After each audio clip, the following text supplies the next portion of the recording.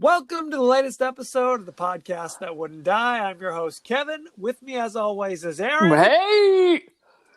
This week, we'll be doing the science fiction classic, Escape from New York, with Kurt Russell, Ernest Borgnine, Isaac Hayes. Oh. You got Harry Dean Stanton, It's Adrian Barbeau, Donald cast. Pleasance, Oh. Lee Van Cleef. Oh, yeah. The list goes on and on. Who's Lee Van Cleef? Who is he in the movie, or who is he in life? All of the above. Because that name sounds kind of familiar. He is most famous for being in those spaghetti westerns with Clint Eastwood, like The Good, the Bad, and the Ugly. That's not really my jam. That's not your jam. He was Commissioner Houck, the secondary antagonist, the guy who recruits. Is that what it said right Plissken. there? Secondary antagonist? Hey, I went to school studying drama. You are drama. You know what I'm saying? Save the drama for your For mama. your mama. So why don't you give us the quick synopsis of Escape from New York? Okay. So I don't even know the date of this, but it was during this time where everybody was afraid of New York, it was bankrupt, it's a hellscape, like the Warriors. Death Wish, basically. Death Wish, the Warriors. The Warriors. I still have PTSD. I'm sure there's going to be some kind of Death Wish shit if I ever show up in New York. And the Warriors are going to be on the subway. Anyway, so they just, in this imagining of our future, which I'm sure is in about 5 years, basically they've just given up on New York. It's such a shithole. We're just going to turn it into Australia and make it like a penal colony. Right, Manhattan Island. Manhattan Island, because that's what you got, the most expensive real estate. Let's turn that into a wayward prison. Not like you couldn't build a raft to swim to New Jersey or something, or some other part of New York. But anyway, in this hellscape of the future, 1988 is when they turn it into a prison. By the way, we just didn't know it. So anyway, the movie takes place in the future of 1997. So there you have it. A hijacker hijacks the president's plane. And in a kind of psychic look to the future, a plane's going to crash into a building in New York. Do you think that's what the 9/11 hijackers is? They're watching Escape from New York. Is it John Carpenter's fault? He helped out. So sad. Basically, before they can kill the president, he escapes in some kind of ping pong ball pod. Which is such an awesome pod, it pilots him right into the center of the prison. And no parachute that we could see. No, it can't actually take you anyplace good. Apparently, you just fall down and you bounce around. Drop like a stone, exactly. Drop like a stone, and it bounces and comes to a stop. So they send in special forces to get him, and some dude who looks like Martin Gore from Depeche Mode tells him, back off, Brother Bear, or we're going to kill the president unless you all leave in 2 seconds. He had hair like Sideshow Bob. Basically. Sideshow Bob, early Martin Gore, it's all the same. Yep. So, not so many chains, though, like Depeche Mode. Anyway, so they came up with this great idea that we'd get young, sexy Kurt Russell to go with his eye patch, because he's got no depth perception. So to go underground to go find the president. And they shoot some explosive thing in your jugular vein. You got 24 hours or your head pops off like a rocket. Right. So he gets in there. He gets busy because he's a charming badass. We run into all these kind of strange and unique characters, and of course, he wins the end. Nicely done. Yeah. Good time. Now, you had never seen this before, I have never seen this before, and I was like, oh, crap. At the beginning, I was like, oh, shit. How long is this movie? I'm listening to it while I was unloading the dishwasher, But then, it kind of perked up a little bit. Haven't seen old Adrienne Barbeau in quite some time. With her, she always looked like she was about 45, but her boobs said 20. Well, she had an afro like Dr. J. I mean, it's ridiculous. It was a hair helmet. Style? A hair helmet. Sweet Lord. No, I like this movie for a lot of reasons. But number one, people kind of try to pigeonhole John Carpenter as being like a horror director. But really, he did science fiction. Yeah. He was all over the map. He did it all. This is not a horror film. This is not at all. Film. Yeah. No.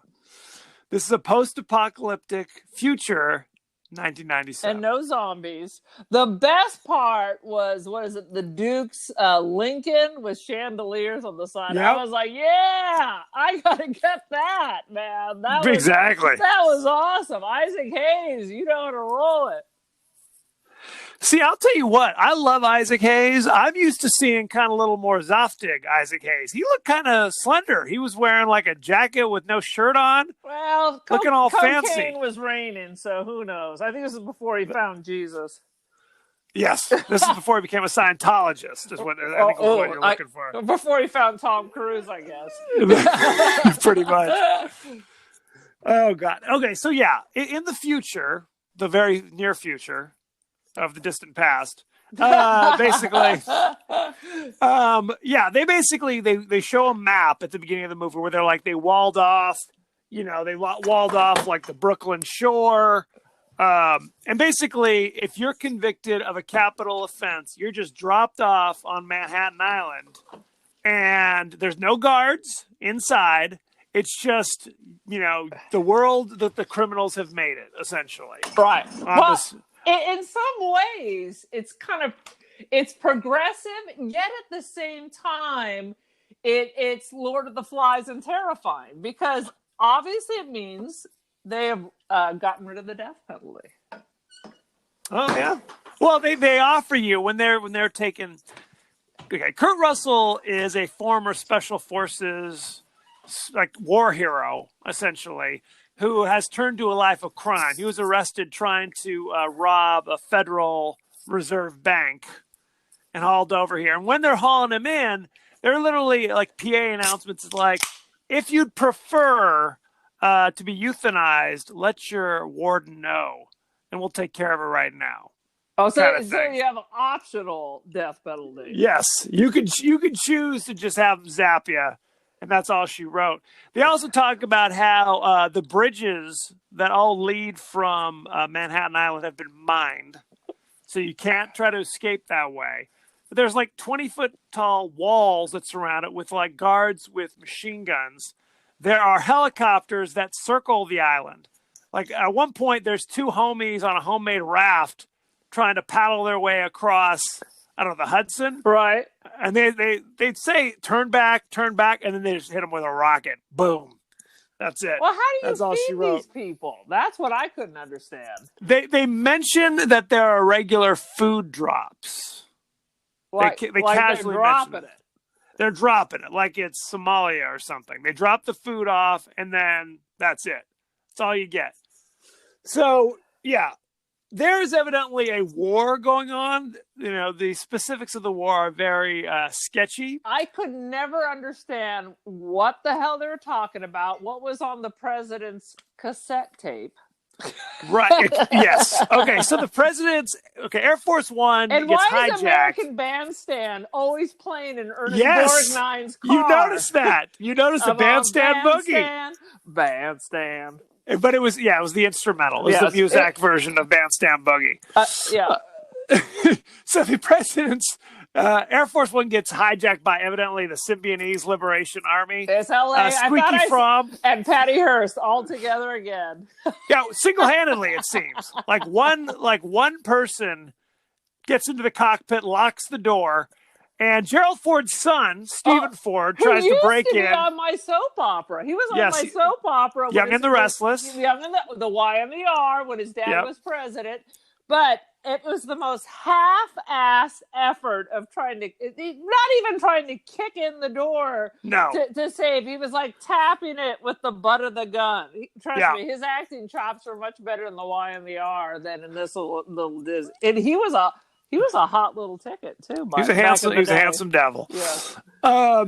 So we got to get the president off Air Force One. They handcuff a briefcase to his wrist, which, when he's on the island, people seemingly ignore for far too long. How about it just, at one point, it just falls open? Well, exactly. Like, literally, so, okay, jumping ahead, he's on the island. He gets captured by Isaac Hayes, the Duke of New York, who's the local, I guess, the tribal leader of this place. And he's shooting a gun at the president just for fun. And he accidentally shoots the briefcase. At which point the briefcase pops up and people are like, this is interesting. Yeah, nobody is curious about what's in a freaking briefcase. Not even a little bit. Even a little bit. Maybe it should be important. And it seems like a bad idea because it seems like, oh, I'll just cut your arm off would be like the fun thing. But this is a thing they still do. I have a girl I went to school with. Her husband works for the government, and he's the dude with the briefcase that has to fly overseas to drop shit off. Secret business. You're right. It's easier to cut through the wrist than through the steel handcuff or the steel chain. Apparently they just fall if you just wait long enough. They just pop open. Exactly. So they shove Donald Pleasance, the president, who I might add is English. And therefore not eligible to be the president of the United States under the Constitution. He seems the most terrifying president. He seems so freaking sinister. He seems more terrifying than Donald Trump. Well, early on, we don't really get much of... Exactly. We don't get much of an idea of anything about him. I mean, they shove him into the pod. The plane flies into Manhattan, crashes into a building, but the pod pops out like an Easter egg, like you said, and bounces down into the rubble, basically. Police Commissioner Houck, which is Lee Van Cleef, pulls up in a limousine with a big old hoop earring in his ear. And he's like 75 years old if he's a day.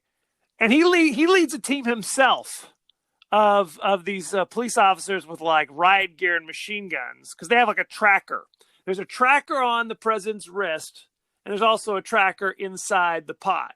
So they get to the pod, but the pod's open and no president's around. And someone's crazy cracked creature, the egg. They crack the egg, and the little crazy Sideshow Bob pops up and is basically like, we've got him. And they got him quick. Yeah. How long he landed and they immediately scooped him up, and they show, like, here's the president's finger with a ring. And there's no clear connection if the lady who hijacked the thing had anything to do with this. Now they're capturing the president. No, they seemingly are two totally unrelated events.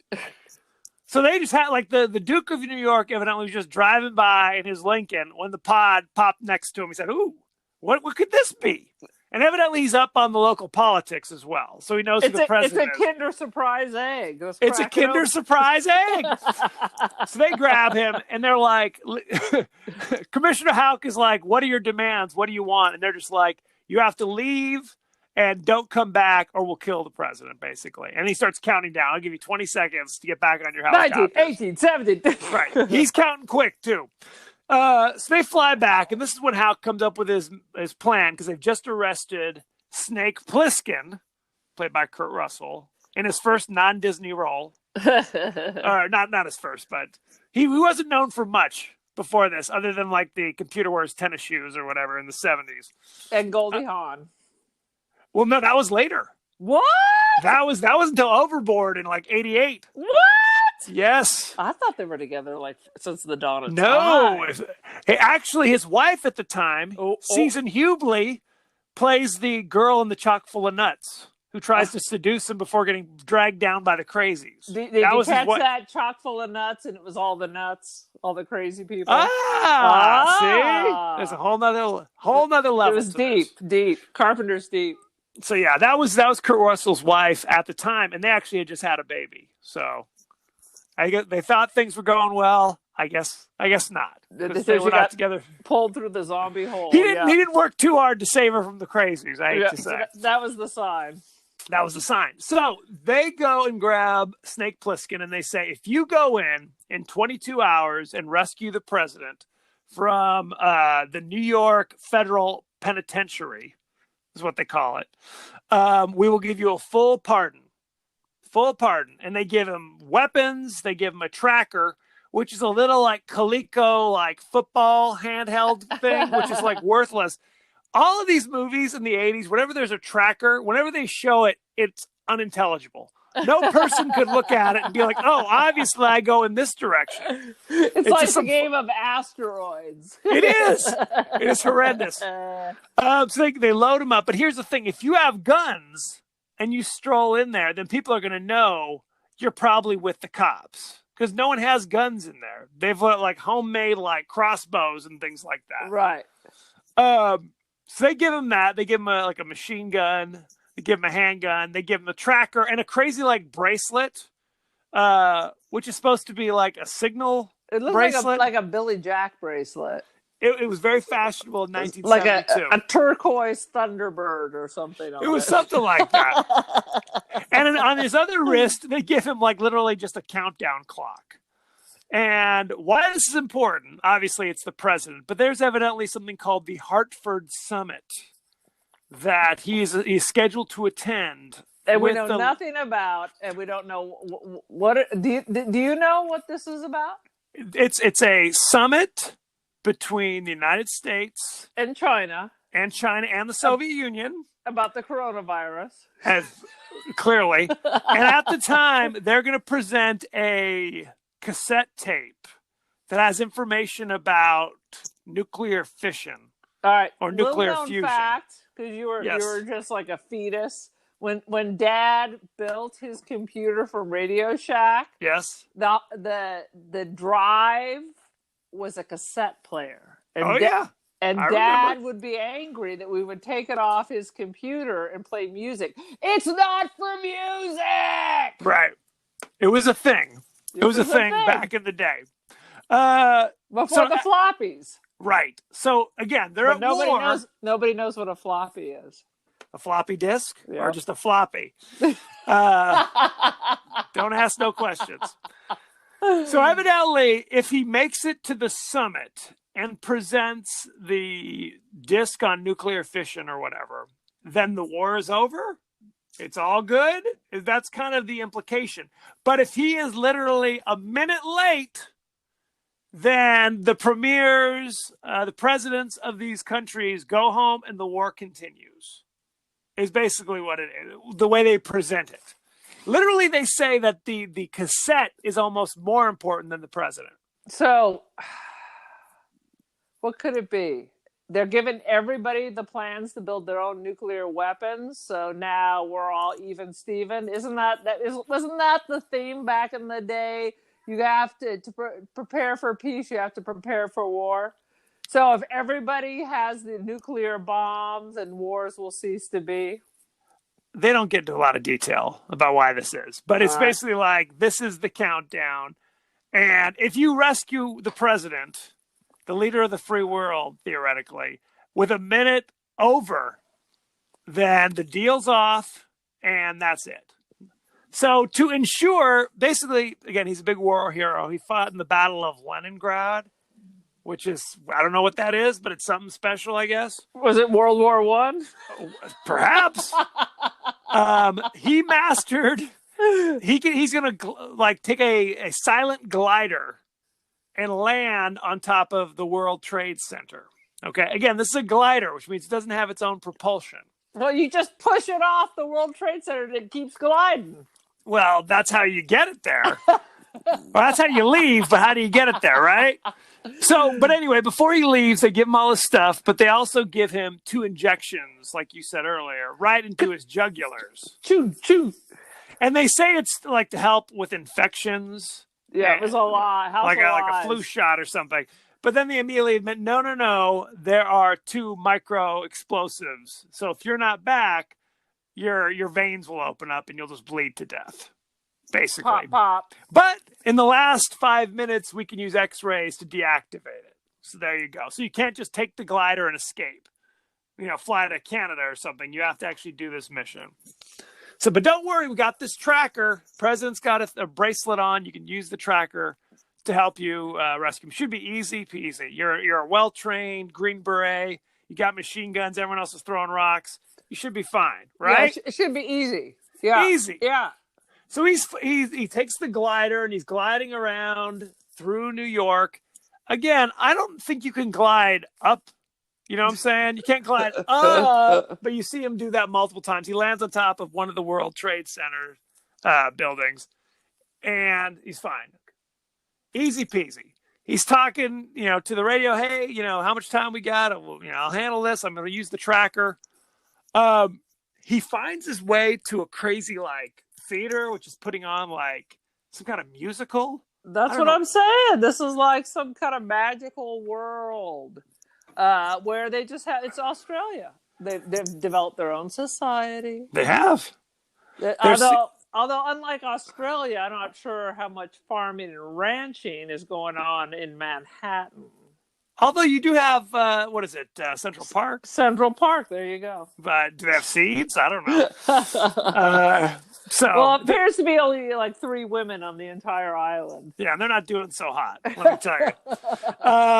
They're basically a hunter-gatherer society at this stage of the game. Some of the lyrics of the musical include, stab a priest with a fork, everyone's coming to New York. There it is. An immortal classic, I'm sure. So it's a classic. We see Gilbert and Sullivan. It's obviously Gilbert. You see crusty old Ernest Borgnine wearing a crazy cab hat because he's cabby. Kurt Russell's following the censor. Ernest Borgnine comes up to him, immediately recognizes him. Evidently, everybody knows Snake Plissken. That's Snake right. Plissken, He's it's a you. rock What star. Are you doing here? Hey, right. guy. Who he is? Snake Plissken. I heard you were dead. So he goes down, and Cabby's like, no, you don't want to go down there, Snake. And it is evidently just Gomorrah beneath the bowels of the theater. There's just horrible crimes being committed. He beats up some old hobos, and he follows the censor down to the end of the hall. How do you and tell the difference between the hobos and anyone else? I think they're all pretty much hobos at this stage of the game. Hobo jobos. Go ahead. Pretty much. So he sees somebody getting beaten up in the corner. He thinks it's the president because he's wearing the president's wristband or whatever. But it's not. It's a crazy old bearded hobo. And for the keen-eyed observer, you'll recognize him as also the crazy bearded hobo from They Live. If you're paying close Which attention. is also a John Carpenter. John Carpenter. He's loyal to his friends. He is. So Kurt Russell quickly realizes, okay, now the censor, the tracker is not going to help me one iota because the president is not wearing the bracelet. Obviously, the moronic criminals figured out that much, right? Take off the tracker, put it on somebody else, call it a day. So now he has to basically investigate the entire island of Manhattan during a post-apocalypse. In 8 hours. Right. With not much time. Yeah. And he calls the homies, he calls Hauk and the gang and says, hey, this is hopeless. Fire up the machine. I'm flying out. And they're like, you come out with the president or you don't come out at all, basically. Well, lucky for him, he literally asked one person and he was able to figure everything out. Yes, because you're absolutely right. While he's roaming the streets, he sees these kind of Sleestack looking characters roaming around, tapping on manhole covers.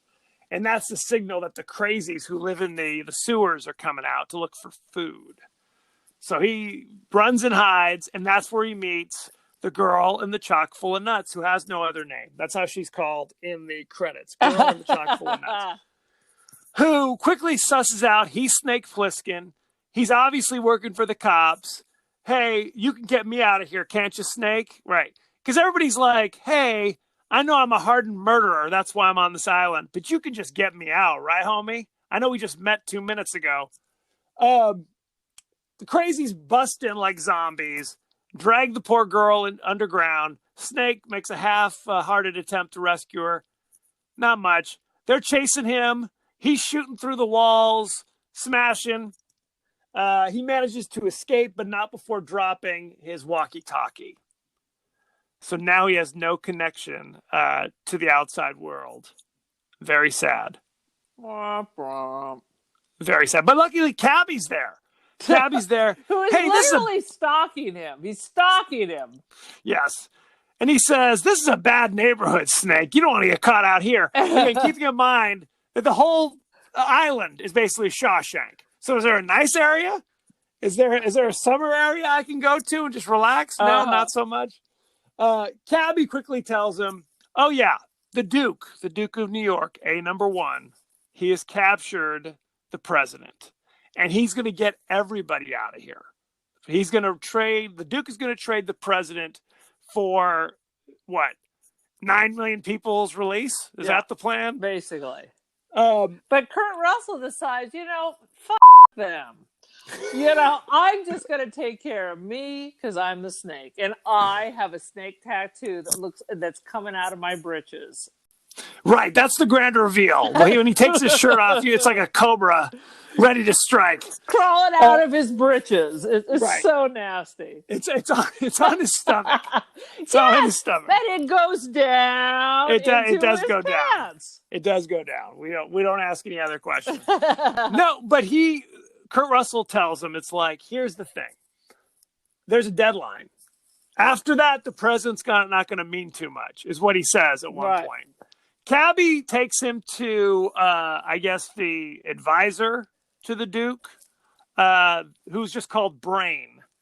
And that's where we see crispy old Harry Dean Stanton, who's, I guess, he's the guy who, makes gas. Is that basically what it is? Is that why he has a brain? And a young Harry Dean Stanton. I'm used to him being much more grizzled. Keep in mind, this is after he was an Alien. So, I mean, I don't know maybe just soft focus lenses. I don't know. He still looks about 60 years old. But extra Vaseline on the lens. Something. So you meet Brain, and he actually knows what year Snake. Is this film? 81. Oh, all right. There you go. So he actually tried to rob a bank with Snake in the olden days, but he bailed on Snake and betrayed him. Well, that's why he's the brain. That's why he's the brain. We also, along with Brain, is his squeeze, as Cabby calls her, Maggie, played by crispy old Adrienne Barbeau. Also, who was married? Not to John Carpenter. Yes, I thought he was gay. No. Yes, married to John Carpenter at this point. Did John Carpenter direct the Swamp Thing too? That was Wes Craven. Wes Craven is who I'm thinking of. And then, of course, we also remember Adrienne Barbeau from Creepshow. Absolutely. And from Maude. And then there's Maude. And wasn't she do a guest appearance on Golden Girls, redoing the Maude thing again? That's entirely possible. Be Arthur's daughter again. She was in Cannonball Run, the original. Oh, you're a big Adrienne Barbeau fan. Yep. Anyway, she was big. She was big at this time. She was big for having big boobs. That's basically what you're getting. So Snake convinces Brain and Maggie that he will get them out. He will get everybody out if they help him get the president out, because there's that countdown that the Duke doesn't know about. So at this point, Brain says, okay, I will help you. Why? I don't know. We'll all find out. Again, and Snake trusts him, even though he's already been betrayed by him once previously in their relationship. He ain't got a lot of options. Does not have a lot of options. They make their way back to, I guess, like these hidden train yards where they've got the president locked up in like the caboose, essentially. They get there quick because they take a shortcut through some kind of lousy neighborhood. People are throwing rocks and there's cars blocking the road. Question: did they have cranes in New York? How are they stacking cars to block off the road in this post-apocalyptic society where there's no electricity? Like the way the ancient Egyptians did with the pyramids. It's like a lever and pulley system. Clearly. The brain helped out with that, evidently. The brain figured it all out. He figured it all out. So at this point, we also see Isaac Hayes as the Duke for the first time, wearing kind of a Napoleon jacket and like a cowboy hat. Well, he's very fancy. Apparently, they left all the costume stores open when they abandoned the city. Brain provides a distraction to the crooks that are outside the train yard, while Kurt Russell sneaks in there to get the president. He does like a sleeper hold on the first guard and throws a Chinese throwing star at the second guy.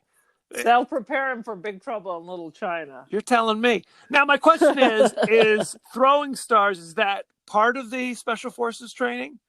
You gotta have a throwing star if you're gonna be in Special Forces. It's just it's common knowledge. I wish I had a throwing star. So he kills the guy with the throwing star, but not before the guy takes a crossbow bolt and shoots Snake in the leg, which seemed like an unnecessary wounding. It seemed like it should have been much easier to handle this. But anywho, so he rescues the president for about 4 seconds before suddenly all the crooks arrive and capture Snake, recapture the president.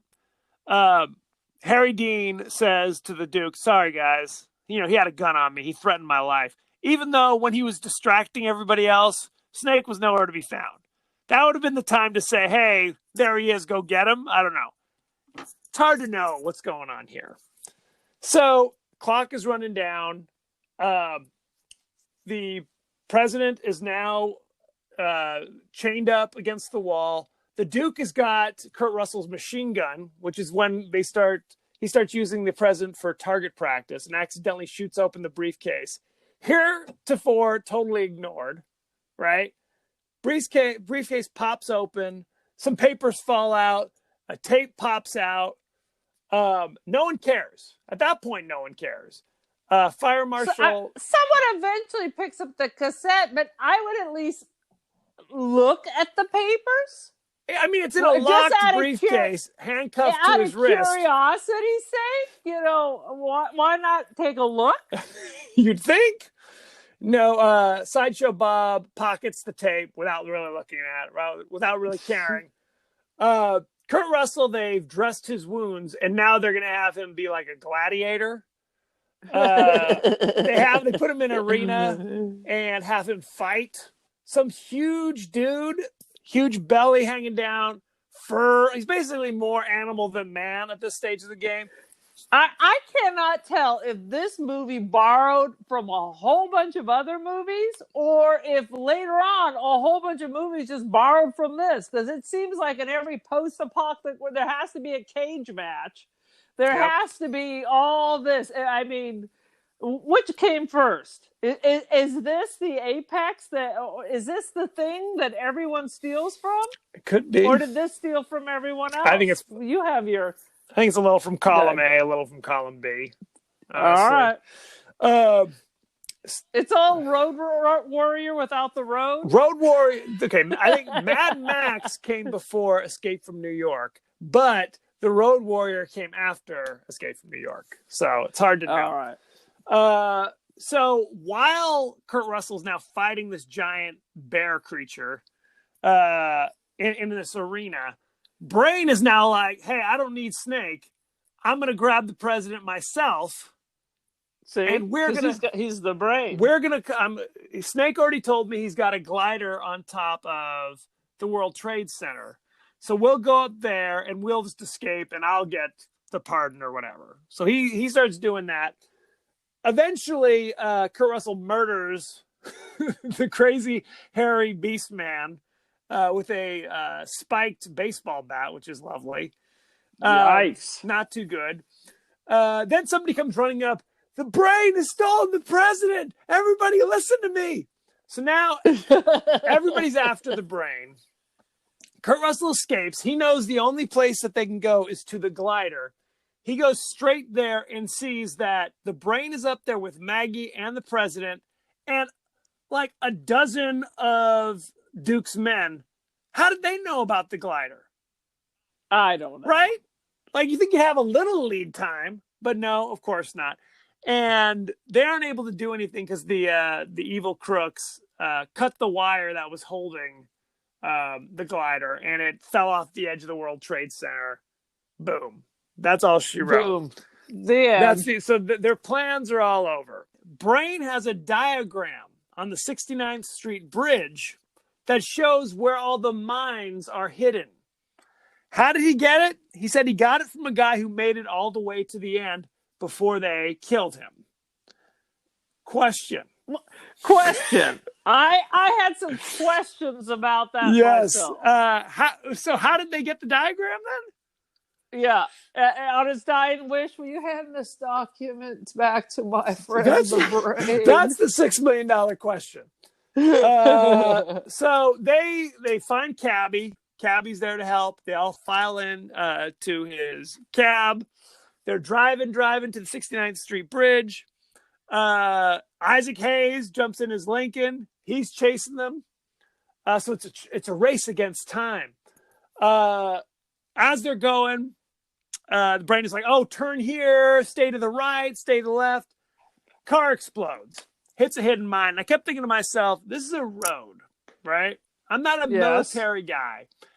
Is it easy to hide mines just on concrete where they're just visible? Did they jackhammer the road? That's the question. And bury it and then smooth the concrete out so no one could see. Why don't they just effing dynamite the bridge? Right. Why do we need the bridge at all? That's exactly a good question. And then the way they put cars to block, what was that? They were like perfectly aligned so you could just drive like in a zigzag pattern. Well, it wasn't. Why not just put it all the way across? Well, that's my question. Were those people that had attempted to make it across and had died and they just didn't clear the wreckage? It's too uniform. It's hard to know. It's right, left. Is it just a massive coinky dinky? Or how about this way? You have the car to the right, the mine to the left. How about that? So there's no way across. Anywho. What if you go under the bridge? Under the bridge downtown. There are things you can do, I guess. I don't know. When the cab explodes, poor Cabby bites the dust. Not a tear is shed. They keep going. Brain is looking at his diagram, and at one point he says, "No, go to the left." Everyone ignores him and goes to the right. He goes to the left by himself and hits a mine. Boom, he gets blown up. I appreciate the fact that no one listened to him, even though he's got the diagram. I also appreciate that his diagram was wrong. So good times. And no one gave a damn, including his squeeze, Adrian Barbeau, that he was dead. They're like, Cabby dead? Nah. The Brain's dead? Yeah. Pretty much. Well, at one point, Kurt Russell's like, come on, Maggie, let's go. Even though he knows Maggie's not getting any clemency. There's no, she's not being freed if they make it to the end. But for some reason, he's just like, hey, come on, Maggie, let's go. She elects to stay back because, again, here comes Isaac Hayes' Lincoln. Is just all concerned about the mines blowing up the Lincoln.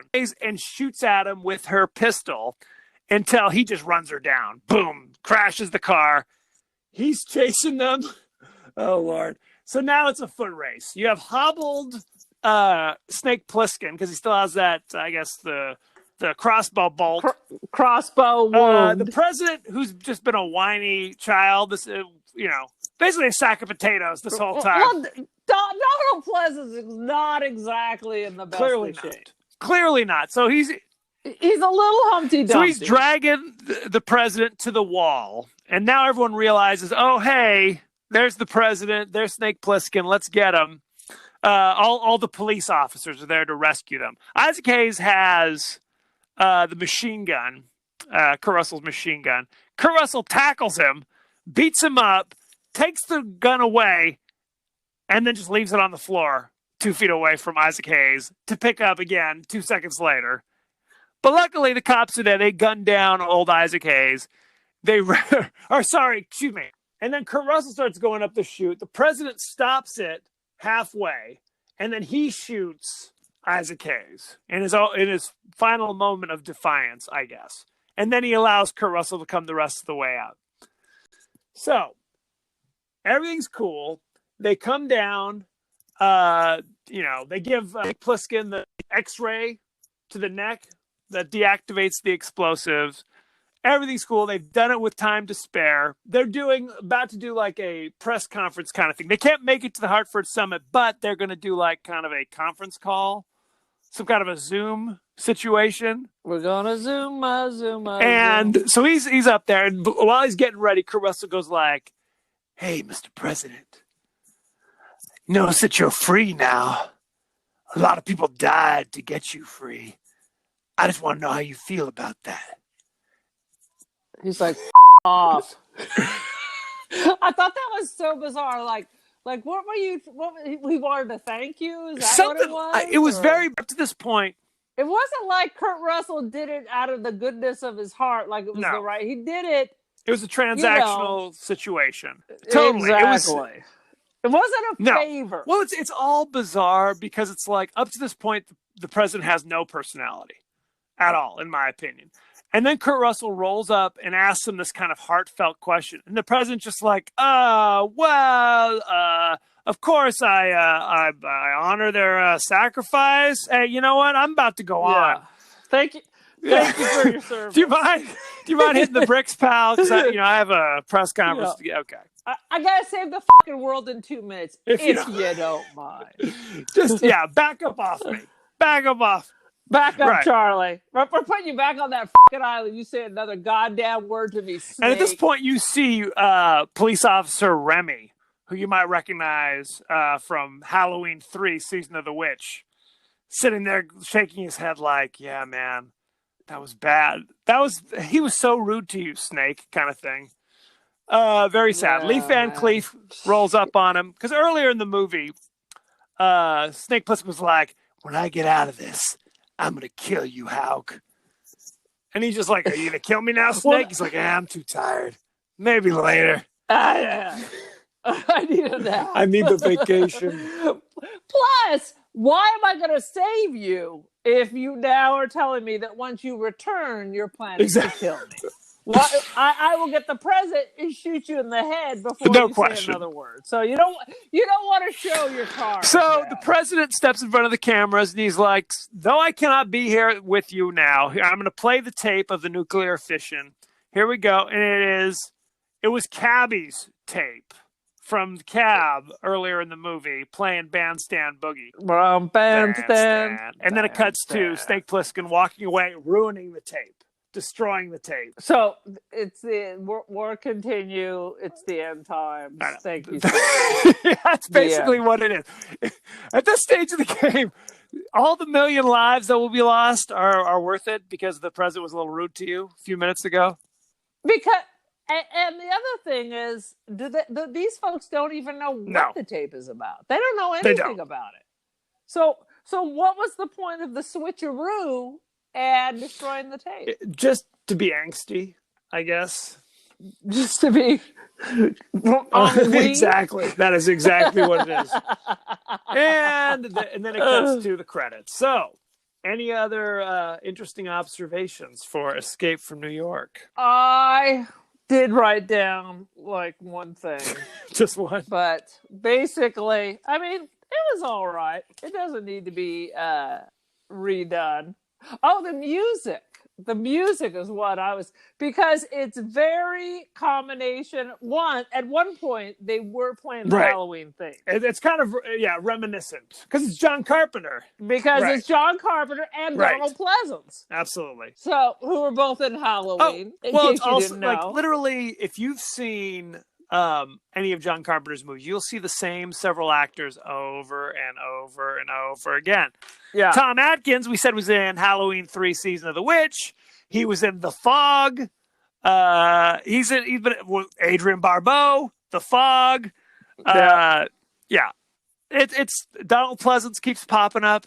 Good Lord. People like working with people they like to work with. But the music is what I was going to talk about, because besides obviously leading into the Halloween theme, it really reminded me of the old Dario Argento with the Goblin. It's all that synthesizer. Yeah. Hey, we've invented a new instrument. It is called the synthesizer. Yeah. So literally, this music doesn't even really have names. It was like, hey, John Carpenter, I'm the music director for the shoot. Look at these crazy sounds I can come up with the synthesizer, and that's that. Yeah. Well, Carpenter was great because he directed the stuff, he edited the stuff, and he traditionally wrote the soundtrack. He's multi-talented. That's all I'm going to say. He is multi-talented. Let's jump. He's still alive. He is still alive. Follow him on Twitter. Let's jump right into behind the scenes. Are you ready? Oh, dude. Kurt Russell stated this is the favorite of all of his films, and that Snake Plissken is the favorite of his characters. More than Big Trouble in Little China? How could that Kurt Russell's often said, no, I'm thankful for John Carpenter because without him, I wouldn't even have a career. He was too long in the tooth for Disney That films. was the thing. In the 70s, he was primarily known for being in these kind of Disney comedies over and over and over again. So much so that they did not want to hire him initially. They were hoping for a Clint Eastwood, Charles Bronson type to play Snake Plissken. No, I mean, he's great. I love him. But literally, this is a turning point in his career because every other character after this was this Captain character. Ron. I love Captain Ron. Oh, my God. Where he's sleeping with the one eye open. They think he's dead, and he moves his eye patch over. Yep. Oh, that's a classic. There's a fan theory that it's the same character. Oh, I like that. The eye patch was actually suggested by Kurt Russell. That was his own personal little flavor that he added to it. Absolutely. Very nice. And if you're paying attention, what Kurt Russell is doing in this movie is essentially a Clint Eastwood impression. Well, not the way but it's the way he talks. That kind of, hey, that kind of. Okay. Because he doesn't. Vocal fry, is that an acting technique? Basically. The movie takes place in New York. It was filmed in East St. Louis. Why? Because at the time, East St. Louis was actually that lousy. I think there had been. Quite frankly, I think St. Louis is this is just St. Louis. This is East St. Louis. It's a whole new world. Let me tell you. Mom's family's from St. Louis. Grandma's from St. Louis. East St. Louis is famously from that scene in Vacation where they get off on the wrong exit and people are stealing his hubcaps. That's East St. Louis. Good times. Very nice. The model of the city set was repainted and reused for Blade Runner. Oh, which we're going to be reviewing. I just finished it up. All of the computer-generated images. There were computer images? Well, besides the Coleco computers? Well, no, there are scenes where it's like seemingly like a probe going over the city and you see like kind of like green like lines showing all the buildings. Oh, those were not done with computers. They couldn't afford that. Those were done with actual practical buildings made to look like it's computer generated. Good times. Very nice. How times have changed. The opening narration and the computer's voice in the first prison scene were provided by an uncredited Jamie Lee Curtis. Yep. Oh, see? It's all big family in the Carpenter Something world. similar in Halloween 3 Season of the Witch as well. So there you go. Good times. Oh. Yeah, wow. Donald Pleasance was actually a prisoner of war during World War II. And so he recalled that and used that for his character as the president being imprisoned as a... Really? Because I really didn't notice much either. He actually wrote an entire backstory for himself to explain why a English person would be the president of the United States. And John Carpenter wisely elected not to use it. Evidently. Well, I mean, you could be like the Omen, where your father is an ambassador, and so you were American citizen but raised in England. Like the Kennedys. Like the Kennedys. Exactly. John Carpenter said the story for this movie was inspired by a novel called Planet of the Damned, which a man has no choice but to do a job for the government. So there you go. Go back and reread Planet of the Damned. And no. I was watching this on my 4K TV, and I got to tell you, it's never a good idea to watch these old movies on 4K TVs because all of like the matte paintings just stand out like a slap in the face. James Cameron actually did the buildings in the background matte paintings for this movie. So there you go. Well, I have, of course, that was my thing when they re-released Star Wars. Then all of a sudden, things that all these problems started appearing. Remember when they added those additional scenes? Well, now the older scenes, suddenly there's you see black squares in the middle of the screen and all kinds of bullshit. It's a sad situation. Well, see, I have the problem because I have the 50-inch TV that cost $120 at Christmas 2 years ago at Target.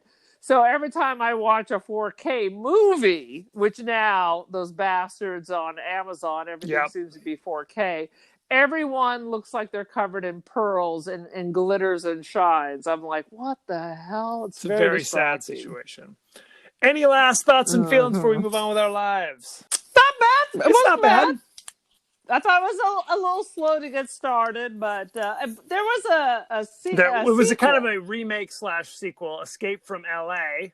Escape from L.A. How do they imprison people in L.A.? It's a very open, there large was an earthquake area that turned it into a series of islands. So there you have it. Yeah, they used basically the same kind of concepts. Same people? Well, Kurt Russell. That's Kurt Russell. But did he get into trouble again, like Henry Hill, and had to go back into prison? Well, I mean, how did they? I think it's something similar. He was arrested, pulling another job, so now they gotta send him back in. Yeah, it's a sad situation. The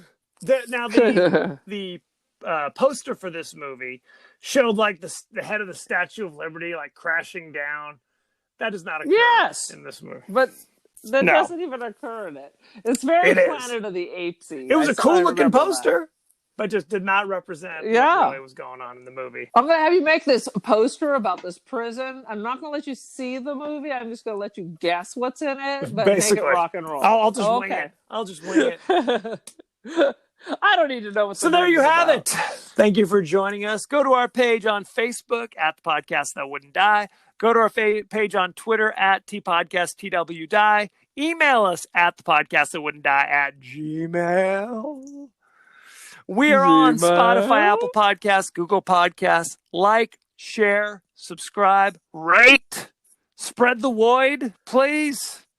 And Aaron, you were also on Twitter. The Cult of Aaron. So do Aaron a favor and join the cult. So, that's right. Thank you very much and be well. Later, skaters.